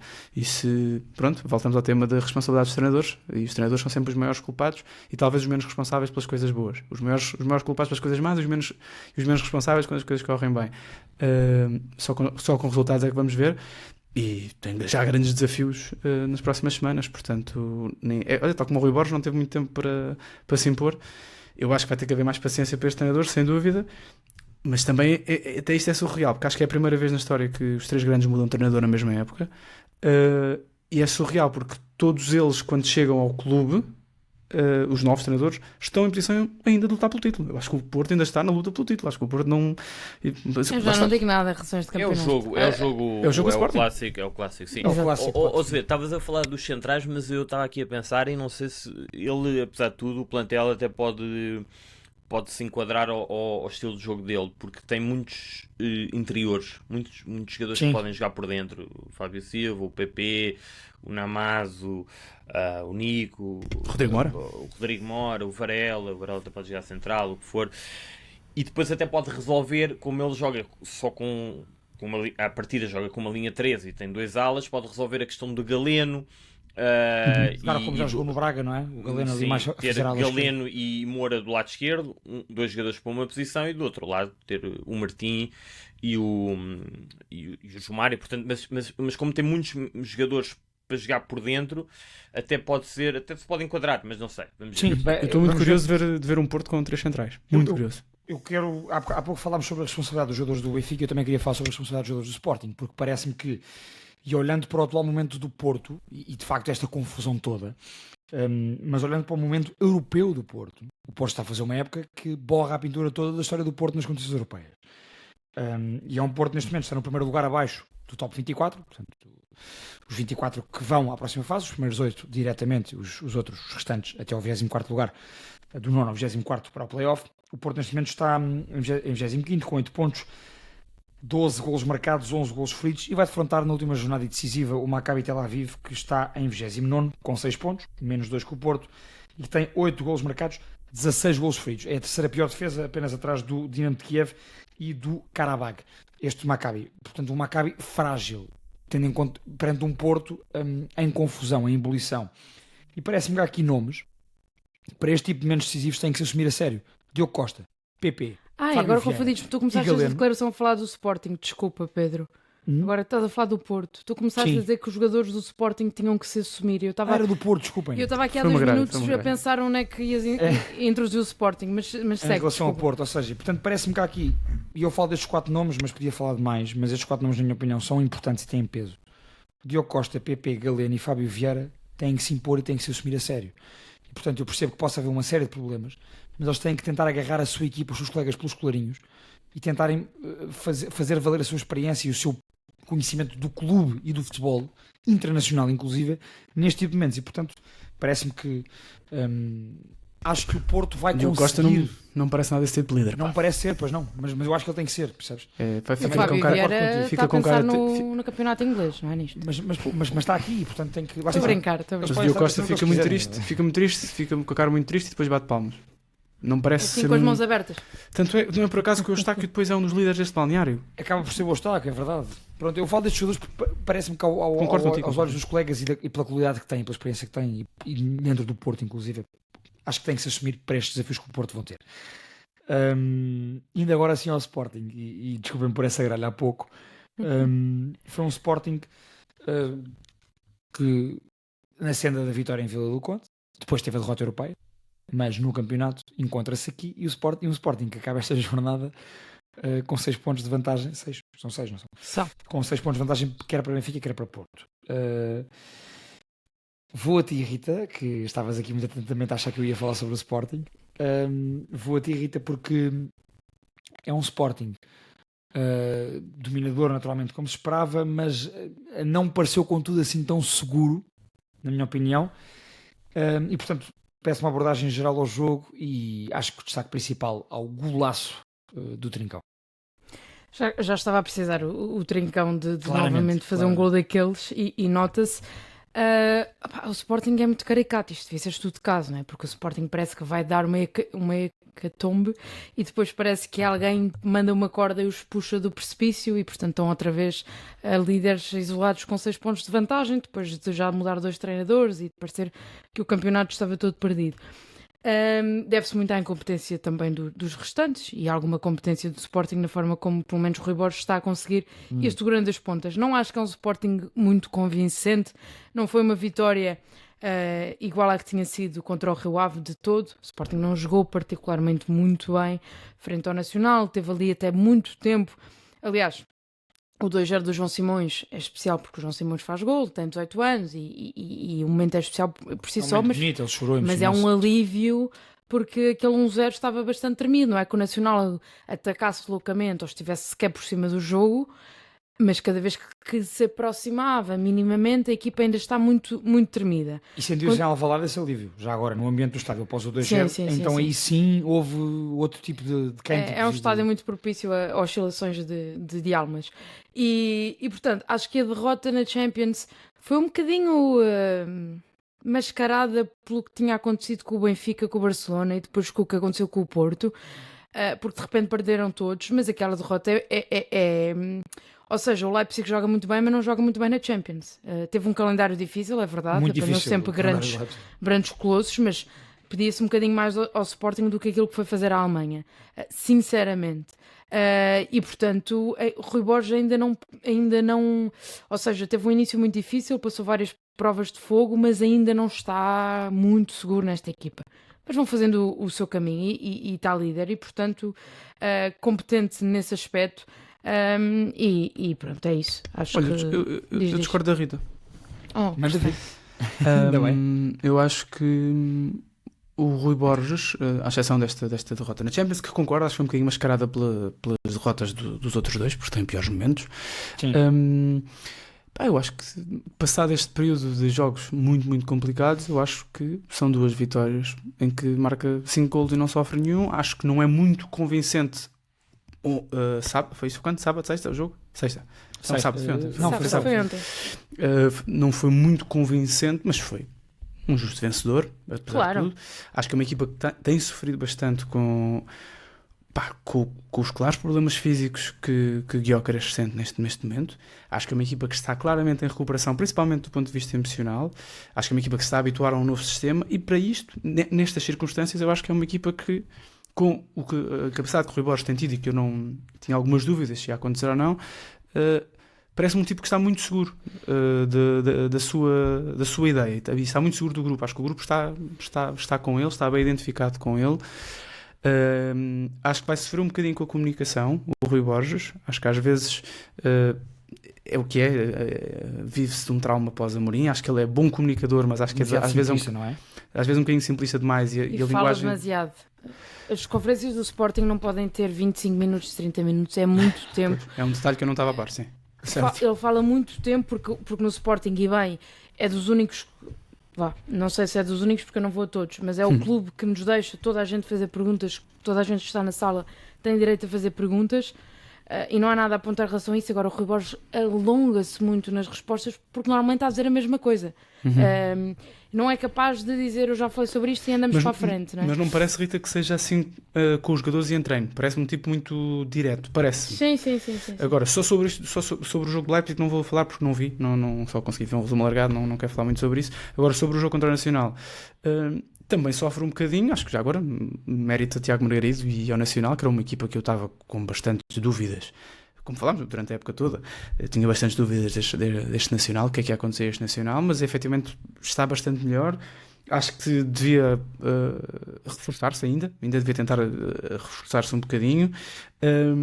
E acho que o Sporting sofre com o facto da equipa estar bem organizada e de ter neste momento uma das melhores duplas de centrais do campeonato. Ulisses e Zé, desculpem, não me lembro o nome do outro central. Zé Vítor. Sim. Fazem uma exibição contra o Porto, fazem uma exibição contra o Sporting, do melhor que já vi em Portugal, contra o Samu e contra o Gyökeres. Porque eu acho que em condições normais, com um bocadinho mais de maior ou menor dificuldade, o Sporting tinha entrado e tinha marcado mais golos. Acho que o golo do Trincão é um golaço que surge do nada, mas o Sporting já tinha feito o suficiente para ter marcado.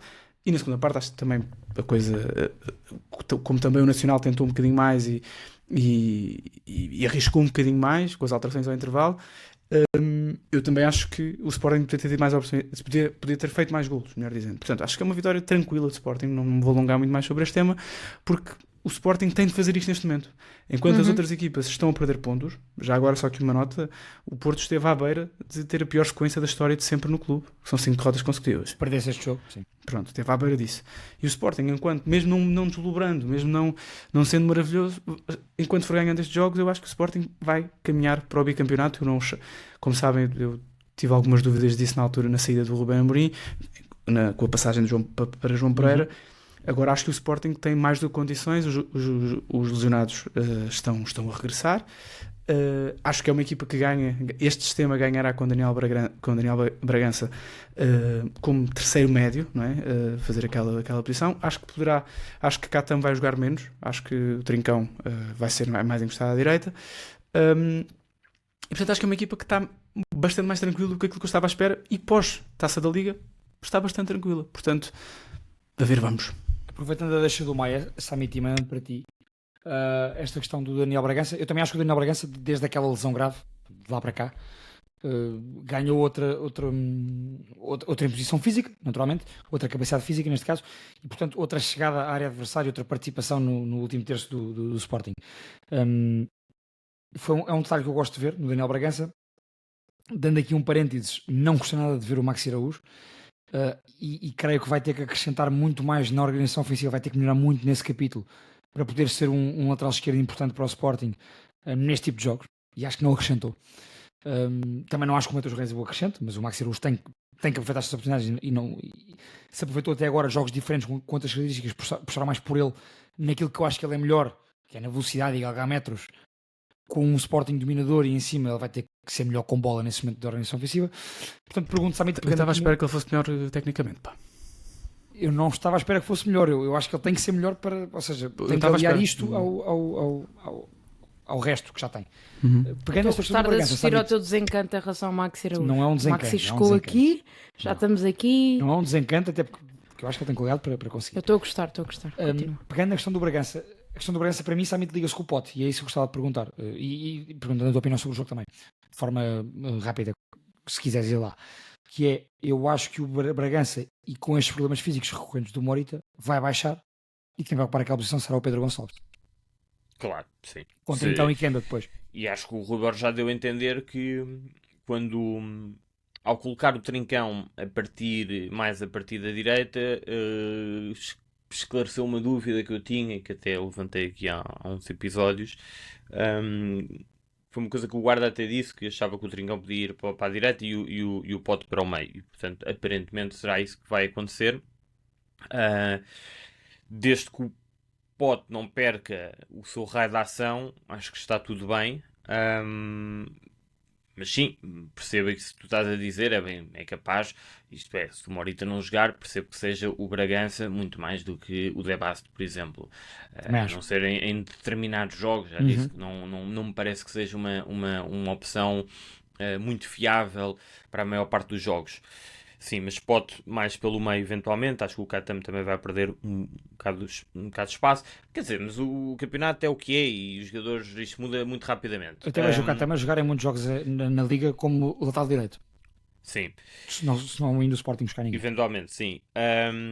O que é que eu acho? Já agora em relação ao Maxi Araújo e à sua performance não tão boa desde que chegou ao Sporting, eu neste momento, se o Nuno Santos tivesse apto, não havia qualquer hipótese. E portanto, devo dizer que sou um defensor do Nuno Santos, porque eu acho que os jogadores não têm que ser todos iguais, e olhando para o Maxi Araújo, dá para perceber que a definição, por exemplo, que o Nuno Santos tem, é uma qualidade que não é valorizada, nunca vai ser, porque é aquela coisa, porque é o Nuno Santos e o Maxi Araújo são jogadores de processos simples, mas depois o Nuno Santos acrescenta muito da definição, tanto no passe como no cruzamento, e portanto acho que o Nuno Santos faz muita falta ao Sporting. Como no remate. E no também, remate, claro.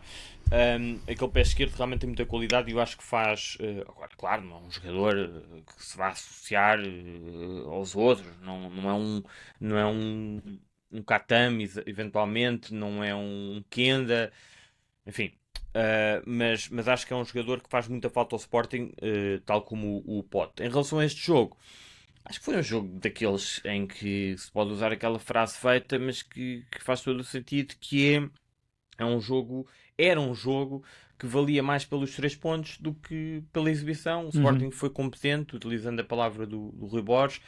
Não foi brilhante, longe de ser brilhante, mas dominou.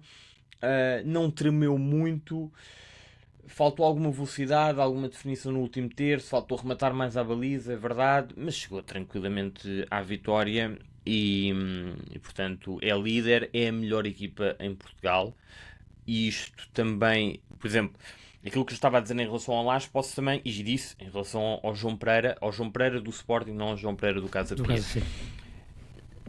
Na altura, quer dizer, a equipa também sofreu ali bloqueou um bocado, porque, quer dizer, o João Pereira chegou lá, ele não revolucionou a equipa, não mexeu muito no sistema. Portanto, acho que a equipa também não se chegou à frente, Claro. E teve ali um momento em que bloqueou. Lá está. E por isso é que eu acho que nem tudo começa e acaba no treinador. Acho que o Sporting está bem, tem a melhor equipa do campeonato, mas o campeonato é longo. Vamos ver. E agora o Sporting que receberá o Bolonha. Deixa-me só dizer em relação ao Bolonha. Sim. Não me perguntaste em relação ao Porto. Acho que o Porto vai acabar por passar, vai ganhar. Sim, só mas, só mas, introduzir. Também acho que sim. mas neste momento não depende de si, não é? Não sei quais é que são as combinações, mas não estando em Acho lugar que ganhando ao do playoff, Maccabi, eu não tenho noção. Por não acaso. sei se depois Vou ver. há equipas que jogam uma contra a outra. As equipas que também estão a lutar por esse lugar no playoff. Obviamente que é uma campanha do Porto neste momento completamente aberrante, mas acho que o Porto vai acabar por passar. Em relação ao Sporting, também acho que vai ganhar ao Bolonha. Este Bolonha não é o Bolonha do início da época, é um Bolonha que está muito melhor. Aliás, ganhou agora o Dortmund na Liga dos Campeões e tem crescido no campeonato. E portanto acho que o Sporting vai acabar por ganhar e vai passar. Este Bolonha nesta jornada empatou com o Empoli, tinha ganho esse jogo ao Dortmund, e às vezes o Sporting já está avisado com o Leipzig para a questão das equipas com 0 pontos e que já não têm objetivos, porque jogam soltas, não têm objetivos, também não têm pressão, e portanto podem perfeitamente aproveitar. Vocês os viram jogos. o espetáculo da bancada que foi entre o Bolonha e o Dortmund? Como é que estava o estádio?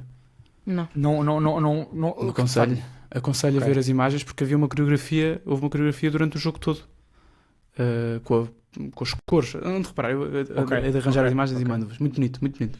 Olha, Azevedo, e há um jogador do Bolonha, não sei se conheces, que é o Benjamin Domingues, um extremo que tem aparecido muito bem no Bolonha. Não está inscrito, marcou agora o Empoli, não está inscrito na Champions, acho eu, mas é um jogador que parece interessante. O Benjamin Domingues não estava a par. Não foi um soldalhão, foi um sol de Wapping. É do Gimnásia. Sim, sim. Estava à espera que o Azevedo soubesse. Não. Vem do Gimnásia. Exatamente, estava aqui a ver, mas não conhecia o jogador. Portanto, bom apontamento e de certeza. Quer dizer, ia dizer para o Sporting não, porque como tu disseste, não está inscrito. Exatamente. Samit, mantenho-me em ti para, antes de irmos lá fora, destaque nacional. Sei que tens aí. Sim, eu vou assumir que a Rita também acha que o Sporting vai passar e portanto está tudo bem. Sim. Desculpa, Rita. Acho. Somos inclusivos, mas, Obrigada, mas sim. Sami. O que é que eu ia dizer? Já viste que eles concordam em tudo com o Laje, estão estão dois alinhadíssimos. O próximo episódio só vem um. Se não os Exatamente. conhecêssemos, diríamos que tinham alinhado a cartilha antes do programa começar. Claramente. Recebi no telefone. Exatamente. O que é que eu queria destacar? Em Portugal queria destacar a Liga 3.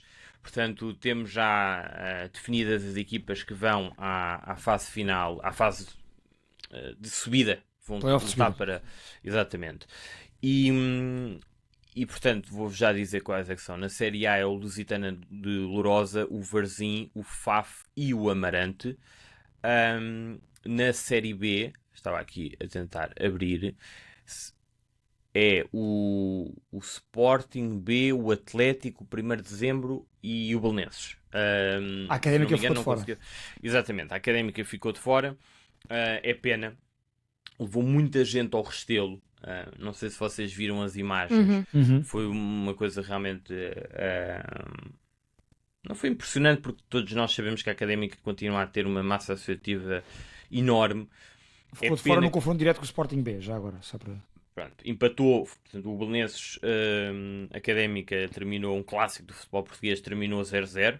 Por outro lado, vamos ter um Atlético Belenenses, vamos ter essas duas equipas rivais. Aliás, o Maia este ano foste ver um Atlético Belenenses, não foi? Um Belenenses Atlético. O entusiasmante também 0-0, não foi? Maravilhoso, um jogo maravilhoso de futebol. E, portanto, mas fica essa nota. A Académica levou muita gente. É pena de facto que um clube com esta dimensão, tal como o Belenenses, tal como a Vitória de Setúbal, que está mais abaixo até, que são históricos do futebol português, mas que continuam a ter uma massa associativa ou massas associativas absolutamente incríveis. Mas isto, assim, estou a dizer isto, tenho pena, mas no campo, é que as equipas têm que mostrar que merecem subir ou não. O meu destaque internacional Sim. é muito rápido. É uma coreografia dos adeptos do Friburgo e, portanto, vou até tentar partilhar. Aqui está ela. Isto foi no jogo frente ao Bayern de Munique este fim de semana, e diz basicamente não há perdão, não há esquecimento, isto com referência ao Holocausto. E porquê? Porque hoje, dia 27 de janeiro, segunda-feira, é o Dia Internacional em Memória das Vítimas do Holocausto, e portanto o Friburgo, tal como outros clubes, isto até é uma frase conhecida, chegou-se à frente e fez esta coreografia que eu acho importante até nos dias de hoje, e principalmente na Alemanha. E, portanto, fica aqui a nota, e era este o meu destaque. Eu achei que o teu destaque internacional era o aniversário do José Mourinho, que foi ontem. Mas o Sami teve no jantar de aniversário que o meu fez. E por isso dei-lhe os parabéns. E dei-lhe os parabéns. Chegou o meu, como sabem. Tiveram os dois a ver. Exato. E fomos e os três temos a mesma opinião em relação a praticamente tudo. Exatamente. O Mourinho também acha que o Laje não é o principal responsável. Não é não é o bode expiatório. O Mourinho Maia, que é para fazer aqui um 3-2 neste caso. Enquanto o guarda não estiver de volta. Deixa-me dar um destaque internacional, não a nenhum clube, mas na Liga Europa, no jogo que estive particularmente atento esta semana, entre o AZ Alkmaar e a Roma. De um jogador, e eu particularmente atento, porque o comentaste na DAZN. Já agora comentei esta semana da Liga Europa. Trabalho que a Azevedo e a Rita Silva Vieira têm feito semanalmente, não sei se têm acompanhado, eu tenho, e pelo qual também gostava de dar os parabéns. Muito obrigado.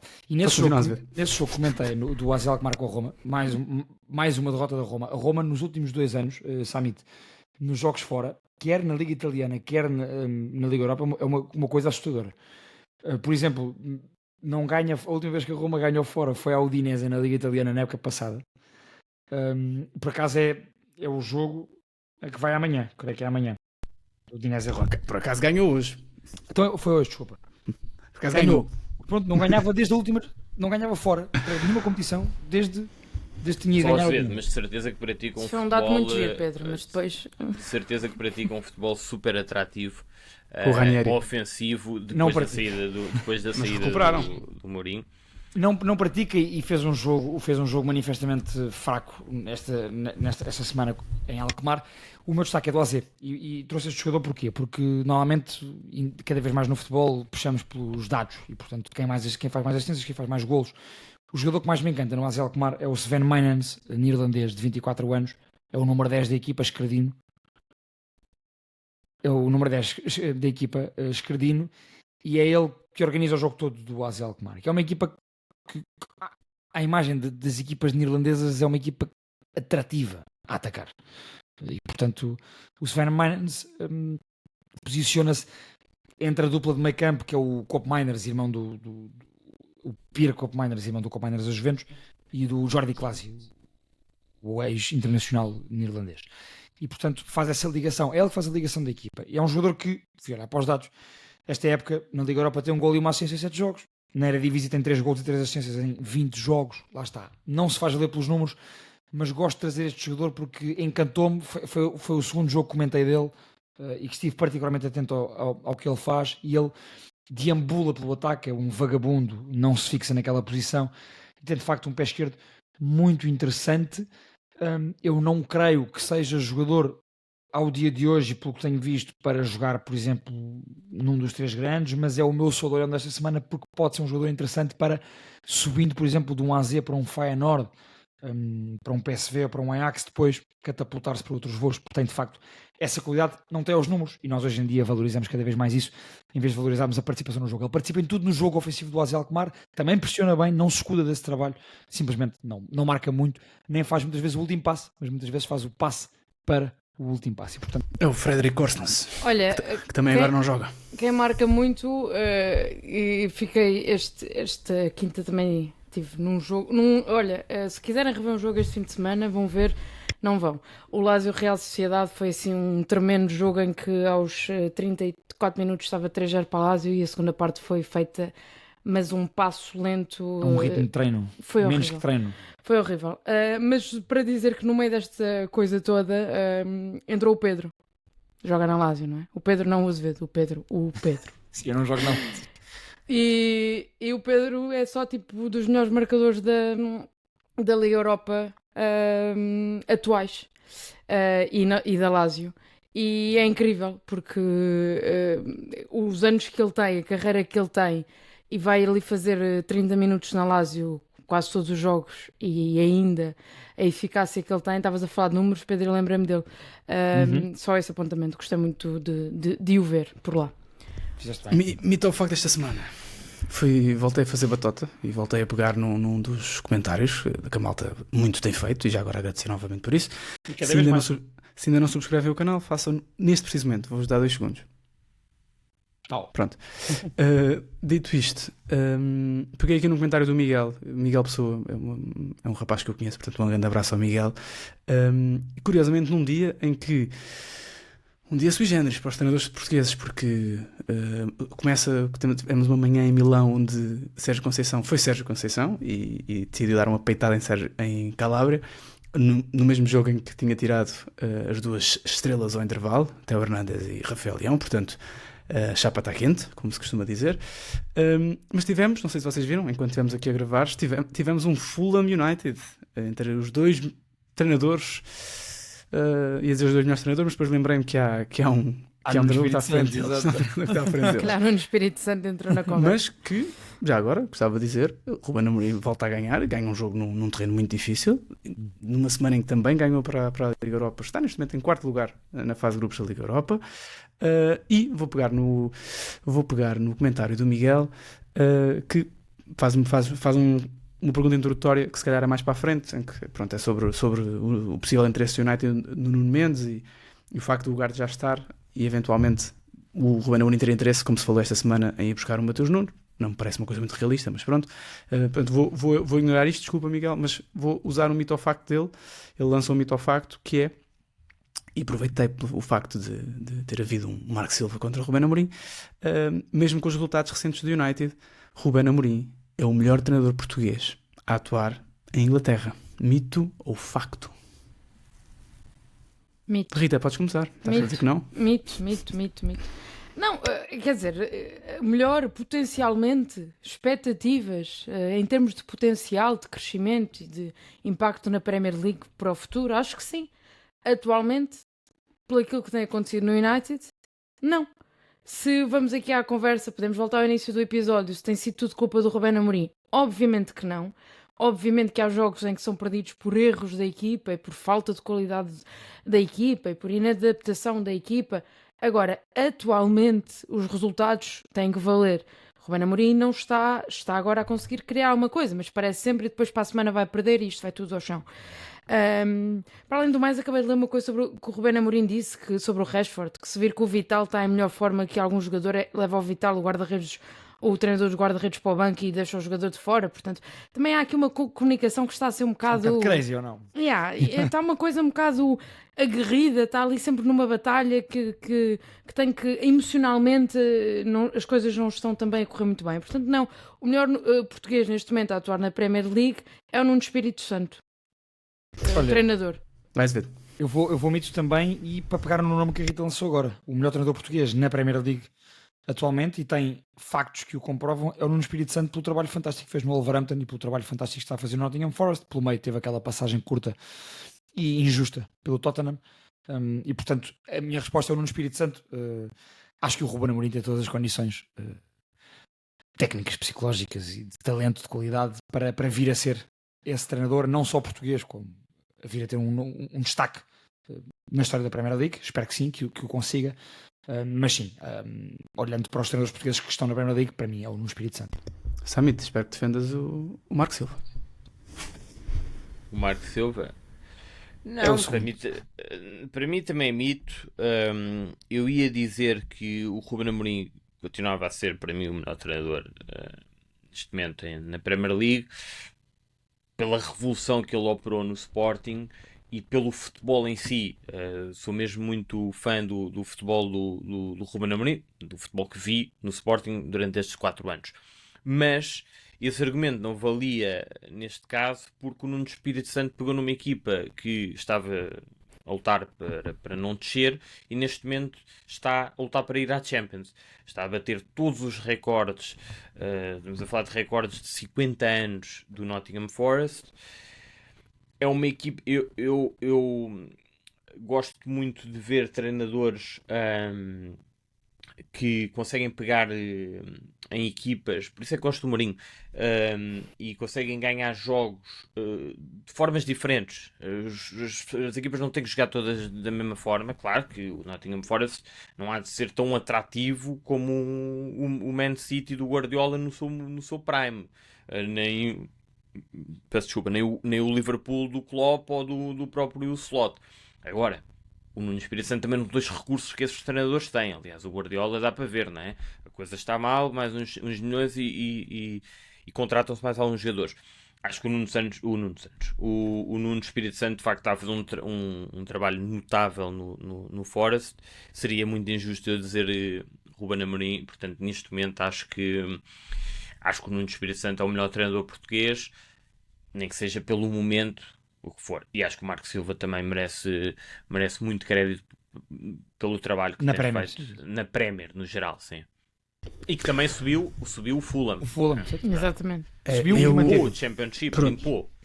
Eu ao dia 26 de janeiro digo isto, mas eu depois quando chegarmos a maio e o Ruben Amorim vai limpar a Liga Europa, portanto parece-me depois em maio teremos outra conversa. E é bom que limpe Maia, porque está na Premier League está a 11 pontos do primeiro lugar europeu. Vai limpar. Estou muito confiante. Há muito boas equipas na Liga Europa, não? E o United é uma delas. E vocês não estão a perceber quem é que vai chegar à Liga Europa? Então, Martin Anselmi. Ninguém foi na Liga dos Campeões, mas vamos ver. O Ruben Amorim da Argentina leu num jornal esta semana. Não, mas está tudo à procura dos novos Ruben Amorins. Isto para dizer o quê? Para dizer que sim, eu acho que neste momento a grande disputa não era com o Ruben Amorim, era com o Marco Silva, que é um treinador muito consistente. Acho que é um treinador muito bem estabelecido em Inglaterra. O Samit saberá melhor do que eu, mas acho que é um treinador é claramente um tipo que é bastante... qual é que é aquela... Está-me a faltar a palavra.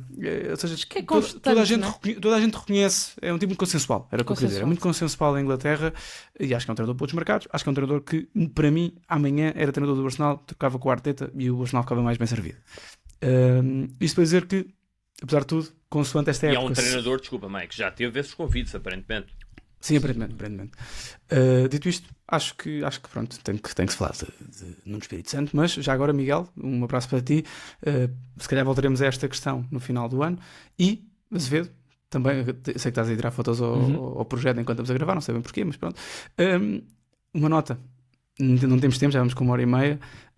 Muitos comentários sobre Neymar e Ronaldinho, haveremos de voltar a esse mito ao facto. Fica para isso. Haveremos de voltar a esse ao facto quando ele voltar ao Santos, que também deixou-se de falar disso. 2030, portanto, se calhar voltamos a este tema então. Talvez. Portanto, da minha parte é tudo. Obrigado ao Miguel também pelo comentário e o resto da malta que vai deixando comentários também. Vamos sempre estando atentos. Azevedo, para mim pode bem agradecer ao Miguel e estendemos esse agradecimento, lá está, a toda a gente que tem apoiado o projeto, e a melhor forma de apoiar neste momento é, sem dúvida, comentarem, participarem connosco nisto, subscreverem, é importante também. E portanto, obrigado malta pela vossa participação desse lado.